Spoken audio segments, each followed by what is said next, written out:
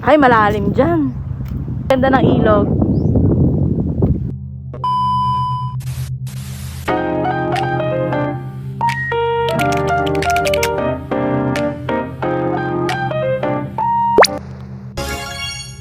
Ang init. Diyos. Ano mo sa kanya yung towel? Ayan, for today's video, andito na tayo ngayon sa Magoli, Antagan, Isabela. Biglaan lang talaga to at nagkahayaan lang kami na pumunta dito at manligo. Ayan, dahil summer na, wala makakapigil sa atin at napakaganda ng view dito sa Magoli. Samahan nyo kami pumunta dun sa kabilang side kasi naghahanap kami ng malilim na part ng ilog. Ayan, kaya maglalakad tayo ngayon dito sa mabatong daan, mga kumare ko dyan.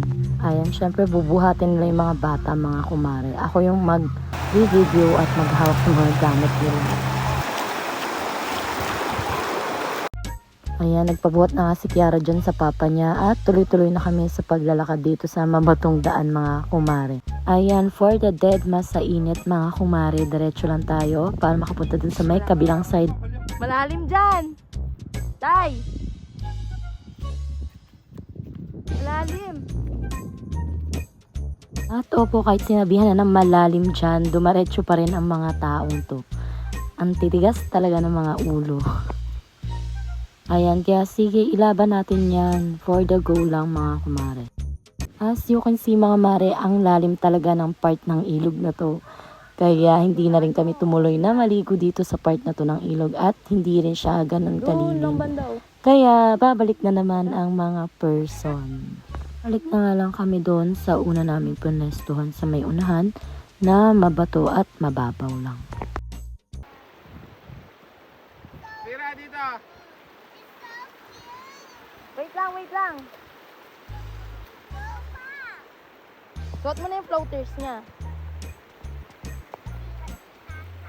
Nakarating din agad kami dito sa pwesto namin na mababaw lang at napakalinaw at presko ng tubig.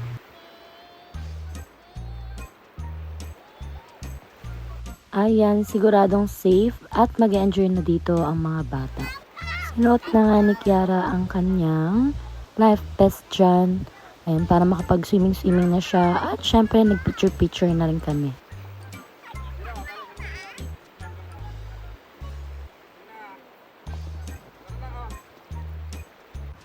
Habang naliligo na sila dyan, ay sinetap ko na tong camera at nag-join na rin ako sa kanila para makapag-swimming.